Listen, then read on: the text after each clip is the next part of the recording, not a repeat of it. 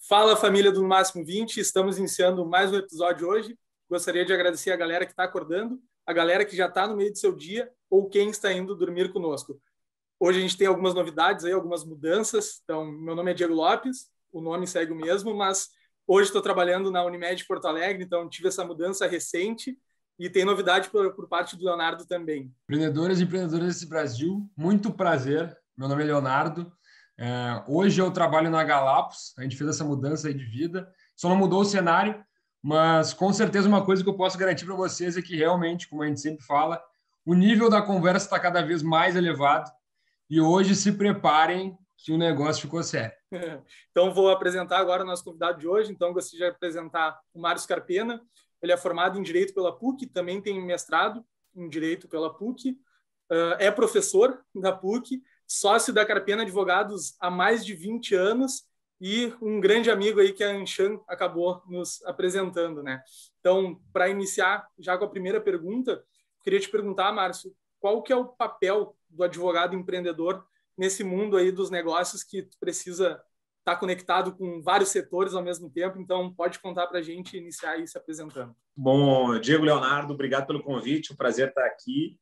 Eu acho que a gente divide hoje, pelo menos na minha visão, os advogados em dois grandes grupos, né? São os advogados que são os advogados que procuram construir pontes, né? Construir negócios, estão trabalhando, visando, vamos dizer, superar as dificuldades que naturalmente existem em todas as operações, principalmente quando a gente está falando uma operação um pouco mais estruturada, de compra de uma empresa, uma operação de aumento de capital, de ingresso de um novo sócio, de vinda de um fundo de private equity, de uma cisão, enfim, né? Geralmente essa vida da empresa é uma vida muito viva, né? Porque tem problemas. Então, você está fazendo uma operação de compra, a empresa não está redonda, a empresa tem dívida fiscal, a empresa tem reclamatória trabalhista, ela tem ações contra ela tem liabilities lá e também passivos já contingenciados. Então, se você for olhar para todas as questões negativas, isso acaba sendo sempre um problema e você, ao fim e ao cabo, vai acabar desestimulando o negócio ou até dando um legal opinion para o cliente não fazer a operação. Isso, na minha opinião, é o que caracterizou muito uma advocacia mais de old school, né? Então, hoje eu tenho dois grupos. Eu tenho advogados que estão cientes, avaliando os riscos e as ameaças que existem dentro de um determinado deal, né? Mas estão procurando superar isso e fazer uma operação segura para o seu cliente para que o deal ocorra. E outros, né, que eu chamo mais no old school, realmente são advogados que só enxergam um problema e pontuam esse problema sem uma solução. E, invariavelmente, nesse segundo grupo, as chances dos negócios realmente não se realizarem são imensas, né? Se eu chegar para qualquer cliente leigo, né, que me contratou, olha, eu quero fazer um investimento na empresa tal. Se eu chegar lá, eu vou fazer uma diligência legal, vou avaliar todos os passivos que tem e arrolar todos esses passivos e mostrar para ele lá sem demonstrar como é que eu supero isso, como é que eu faço eventual ajuste de preço nessa operação, né? Como é que a gente vai assegurar que se o passivo se concretizar contra ele, de como ele se ressarce, enfim, se eu não apresentar esses mecanismos de ajuste, provavelmente o negócio não vai sair. Eu não sei que o empresário seja muito peitudo, mas mesmo assim, quando ele está contratando um advogado, ele já espera minimamente ter um contrato que o proteja minimamente. Então, hoje eu acho que dentro do empreendedorismo e dentro da visão jurídica, a gente tem que estar sempre trabalhando com esse conceito, né? O meu cliente, a priori, quer fazer um negócio, a primeira coisa que eu vou fazer é avaliar os riscos desse negócio e vou dizer para ele, olha, os riscos são esses. Você avalia para ver se vale a pena. Achando que vale a pena, já estou te apresentando também aqui quais são os meios de superação dele, se é que existem. Pode ser que, às vezes, né, tenha uma situação que seja totalmente um ativo tóxico, né, que está totalmente contaminado por alguma coisa, seja por uma questão ambiental que inviabiliza por completo a operação, né, por um passivo fiscal que é gigante, maior do que o próprio valor da companhia, enfim, né, mas de regra como é que eu faço essa coisa funcionar para dar certo. Carpena, dando até um passo atrás para entender, para o pessoal todo entender como é que funciona o M&A hoje em dia, o que tem de setor aquecido, como é que é esse processo que, como tu comentou antes, todo mundo quer hoje vender sua empresa ou comprar uma empresa. O mercado de M&A como um todo está muito forte. Mas para as empresas que querem entrar nele, como é que funciona isso? Uhum. Bom, eu acho assim, o mercado brasileiro, né, estatisticamente, é um mercado muito incipiente ainda. Assim, se comparar, por exemplo, com o mercado norte-americano ou até com outros países, assim, cara, a gente está engatinhando, né? Praticamente, vou dizer que não exista, mas é realmente algo muito, muito pequeno aqui dentro. Mas eu acho que a tendência é de crescimento. Quando a gente fala em M&A, em tese, a gente está falando lá, né, a ideia é mergers and acquisitions, então a gente está falando de fusões e aquisições, mas ao fim e ao cabo, dentro de M&A vai caber tudo, né? Desde uma capitalização, de um IPO, de um aumento de capital, de um processo de cisão, um processo de reestruturação societária, um processo onde eu consigo fazer segregação de ativos. Então, eu tenho um mundo nisso aí. Indo assim para determinados segmentos, eu acho que a gente vive um momento bem sui generis, né, onde a gente tem, evidentemente, alguns setores que estão mega alavancados, assim, e mega aquecidos em função da pandemia, e outros muito deprimidos, né? O setor de varejo, por exemplo, sofreu bastante. Então, a gente está vendo, vamos dizer assim, uma depreciação de valor nesse tipo de deal de negócio, mas mesmo assim ele tem se concretizado, porque às vezes quando os ativos baixam muito, tem um custo de oportunidade muito grande para outros players entrarem comprando, mais players até estratégicos, propriamente fundos. De outro lado, outros setores extremamente, né, em picos históricos, né, a questão de hospitais hoje, por exemplo, a área de saúde ganhou uma relevância imensa, as teses de investimentos aí de N gestoras estão calcadas muito na saúde, né, na longevidade, na questão da estética, enfim, e setores tradicionais também, né? O setor metal mecânico, a indústria, em determinados segmentos está muito forte. O agro hoje, né? Você vê o preço de soja, né? Então, pô, tem muita coisa realmente aquecida. Eu não gosto particularmente assim de segregar ou dizer, olha, a tendência para um lado para o outro, né? As empresas de tecnologia são sempre, vamos dizer assim, blue chips, todo mundo está querendo olhar, investir, enfim, tal, e é uma coisa muito maluca, porque ali você tá fazendo, né, investimento por múltiplo de faturamento, nem é por múltiplo de EBITDA. Então, e com múltiplos bizarros, né? 30 vezes, 40 vezes, né? Quando indústrias consolidadas você faz um múltiplo de EBITDA, sei lá, de 6 a 12, a 15 estourando. Então, são coisas, vamos dizer assim, há algumas distorções, porque todo mundo acha que a tecnologia exponencia. Eu, particularmente, tenho um ceticismo tocante a isso, e acho que tem um pouco de modismo, a gente já viu isso, né, no passado, então sou muito cético no tocante a segmento em si. Acho que existem boas empresas em todos os segmentos, né, evidentemente uns mais potenciais que outros, né, com a tendência de crescimento maior que outros, mas acho que o mercado, e quando a empresa é uma empresa geradora de caixa ou uma empresa estruturada, realmente ela acaba atraindo, vamos dizer assim, o interesse de investidores ou de próprios parceiros estratégicos.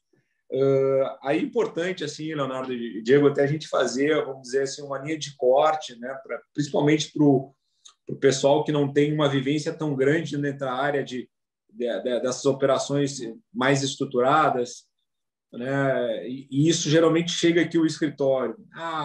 Carpena, eu quero vender minha empresa, né? Como é que eu faço para isso acontecer? Então, eu acho que a venda de posição, de parte, de controle, ou até de toda a empresa, ela é um processo bem delicado, assim, que ela exige uma boa reflexão, primeiramente, por parte do vendedor. Já presenciei assim algumas situações onde a pessoa passou uma vida inteira construindo uma empresa, depois vendeu, e no dia seguinte estava com bastante dinheiro, mas com uma vida vazia, né? Não sabia o que fazer com o dinheiro. Então, eu acho que existem algumas características que recomendam um processo que a gente está fazendo de venda de ativo, venda, né, de uma unidade de produção ou de uma operação completa. E, via de regra, isso é até a ausência de uma sucessão.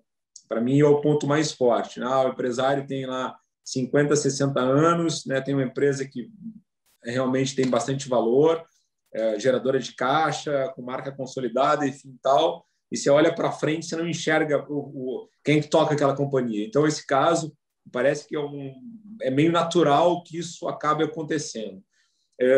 Também, em questão de planejamento sucessório, isso é relativamente comum, mas acho que a primeira coisa é um processo de amadurecimento do cliente para saber se ele está preparado, se ele quer isso mesmo. Inclusive para vendas parciais, né? Porque às vezes tem um pouco de sonho, eu vou vender 40% da minha empresa para um fundo. Aí o que você verifica é que o fundo entrou, no dia seguinte você passa a ter um sócio, se esse sócio não tem sinergia contigo, você arranjou um problema, né?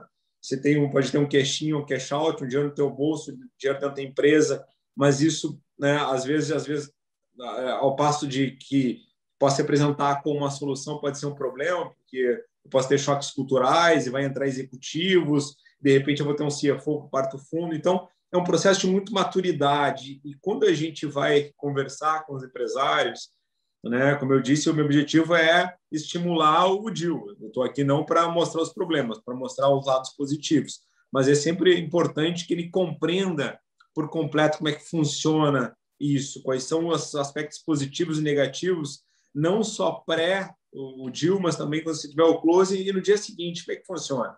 Qual é o teu prazo de afastamento da empresa? Quanto tempo você vai ficar vinculado a ela? Como é que esse regramento, né? Você não vai poder mais comprar o teu helicóptero agora, quer dizer, você vai ter um sócio, né, que você vai ter uma regra de compliance, de governança um pouco mais forte. Então, isso são coisas interessantes para a gente debater, né? E, de outro lado, mesmo que o empresário esteja, assim, Leonardo, decidido, né? Porque às vezes a gente vê isso, cara, eu estou pronto para vender. Tem que saber se tem alguém pronto para comprar, né? E aí, que às vezes é o mais difícil, né? Todo mundo quer vender, mas quem comprar é difícil, porque aí que vai riscar o cheque, né? Então, algumas regrinhas básicas, né? Meu lugar, o teu negócio é um negócio, cara, que ele realmente tem um futuro pela frente, né? A gente já foi procurado aqui por empresas que faturaram muito no passado, mas cujo o futuro era negro, né? E o empresário, já avistando isso, já queria passar a empresa pelo múltiplo do passado e não do futuro. Então, fica mais complicado isso. Então, se a empresa, em geral, né, uma empresa que tem geração de caixa, que tem uma perspectiva de futuro pela frente interessante, né, que tem uma capacidade de crescimento, né, de você multiplicar, replicar, né, o negócio dela, é algo que realmente acresce muito valor. Então, são pontos que são mais objetivos, às vezes, que a gente avalia, né, e que você vai trabalhar basicamente com dois grandes elementos. Ou você vai ofertar essa empresa, ou vai ter um interessado para essa empresa, que vai ser ou um fundo de private equity, ou vai ser um player estratégico, um concorrente, enfim, e tal. Então, via de regra, são as duas grandes vias, né, que a gente acaba trabalhando. Às vezes, quando o empresário chega aqui, embora a gente não faça a posição da Galápagos lá, que é, vamos dizer assim, de advisor mesmo, de procurar os fundos, os interessados, às vezes a gente também tem a posição dentro dessa característica até de empreendedor, como a gente conhece muita gente, a gente sabe quem tem sinergia e, de regra, a gente até acaba aproximando as partes, já aconteceu em algumas oportunidades, né? E aí acaba dando match lá. E acho super válido e é super, vamos dizer assim, quando dá certo, um negócio bem recompensante, né? A gente consegue formatar isso tudo. Não é tão comum porque eu sempre digo assim, cara, a cada 10 M&As que a gente tenta, a gente sai com um, né? Tem bastante coisa impeditivo, principalmente a expectativa de preço, né? O vendedor acha que vale, né, 30 vezes EBITDA, o comprador acha que vale 5, daí a gente tem que fazer isso. E aí, muitas vezes, a posição de um advisor fazendo intermediação, ou de mais de um, lado do vendedor e do comprador, pode funcionar bastante, ou até no escritório de advocacia, que, se tiver a posição, vamos dizer, construtiva, ajuda muito. Agora, a pior coisa é que você está de um lado aqui tentando construir, e do outro lado tem um advogado lá só botando lenha na fogueira, achando coisa ruim, enfim, tal, daí complica bastante. Mas, basicamente, ou é player estratégico ou é fundo. Eu até queria comentar sobre uma parte que tu falou. Que chega alguns empresários que talvez não saibam como é que vai ser no dia de amanhã. Qual que seria, assim, o papel do advogado nesse momento? Porque, pelo que eu vejo tu falando, eu não conheço muito sobre fusões e aquisições, é a questão tanto ser mentor, ser psicólogo, dar opinião, dar dicas também, porque a pessoa um dia ela está na empresa, no outro dia ela não vai estar mais, não vai ter mais opinião, mas vai ver o seu negócio rodando sem estar no comando, né? Então, qual que seria meio que o papel do advogado nessa parte? Daí eu acho assim, ó, a gente tem, praticamente, eu tenho uma postura, vamos dizer assim, de até ter nutrir uma certa amizade, um certo respeito pelos clientes no que diz respeito à história, né, deles. Então, eu sempre faço questão de ser muito transparente e passar, não a verdade absoluta sobre o futuro, mas a experiência do que eu já vi, tá? E fazer, assim, um pouco de alerta como as coisas funcionam, né? Então, já vi bastante deal acontecer assim, às vezes até porque também tem um advisor que está querendo fazer e aí tem um fim em cima daquilo ali, se der certo, enfim, tal, e vende toda uma história bonita. Ah, pô, você vai vir aqui, vai entrar um fundo, os caras vêm com dinheiro, né? Vai te ajudar, você só vai crescer, vai ser bom pra caramba, blá, blá, blá. Então, conta um monte de coisa bonita, que realmente existe, né? Mas a gente tem que ponderar que o M&A é tipo um casamento. Então, o casamento pode ser bom, mas eu tenho que casar com a mulher certa também, entendeu? E às vezes, né, o cidadão ele está se amarrando com alguém que não tem, vamos dizer, Não a é mesma fácil, né? Não é fácil. né? E não tem a mesma sinergia, não tem a cultura, não tem o mesmo pensamento, não tem a mesma experiência. Então, isso acontece principalmente, né, quando a gente vai falando com player estratégico, choques de cultura, né? Eu estou fazendo uma negociação para comprar o meu concorrente. Pô, o cara brigou 30 anos, eu estou em competição com o cara. Daí ele vem e me compra. Todos os meus funcionários já olham e dizem assim, pô, já tem uma rixa. Você é a empresa da empresa A ou da empresa B? Quer dizer, essa integração é uma coisa que não é trivial. E a gente tem que colocar isso, né? Como é que a gente faz? Tem que dedicar uma energia, você tem que psicologicamente você tem que trabalhar. Olha, esse cara que antes era contra você, agora ele vai estar mesmo do lado. A gente tem que construir uma empresa maior, enfim.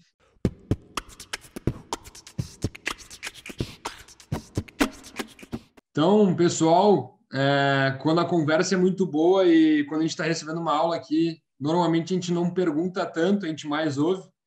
Já agradecer ao Márcio por toda essa explicação em relação a M&A e também a empreendedorismo. Cara, nos dá uma dica para finalizar o bate-papo, uma dica pessoal ou profissional para quem está nos ouvindo aí, por favor. O que é fundamental em qualquer situação é que a gente realmente esteja comprometido com aquilo que a gente quer, né? É realmente perseguir, ter a palavra da moda hoje é resiliência, realmente eu acredito nisso. Ter uma determinação obstinada para fazer as coisas acontecer. E eu acho que tem uma grande distância entre querer, né, e realmente fazer. Tem muita gente que quer, eu quero isso, né? Mas você está disposto realmente a pagar o preço por isso? Então, eu acho que a pessoa tem que hoje, ela tem que se encontrar, tem que fazer a primeira coisa do que gosta, tem que estar no seu DNA, ela tem que fazer aquilo realmente que tem a vocação que lhe faz bem, porque se ela encontrar isso, ela vai fazer de forma mais leve, né? Não vai trabalhar, ela vai ter prazer nisso. E saber também que, ainda que você faça o que você gosta, assim como eu faço o que eu gosto, necessariamente, né, nem todos os dias são excelentes, excepcionais, felizes, bons, né? A gente tem dificuldades por isso aí. Claro que o resultado é muito mais positivo, né? Senão não valeria a pena. Mas eu acho que determinação obstinada, você está focado e você está disposto a pagar o preço. Quero ser alguém, então eu vou estudar. Estudar implica eu deixar de fazer festa, deixar de namorar, eu deixar de... Né, você vai abdicar de alguma coisa. Resta saber se você está disposto a pagar esse preço ou não. Eu acho que vale a pena, né? Acho que a maioria das pessoas não está disposta a isso, infelizmente. Vejo isso no dia a dia. Primeira dificuldade, já desiste, né? Faz corpo mole, enfim, tal. Então, é que nem um atleta, né? Você tem níveis, você tem que perseguir isso. É excelência.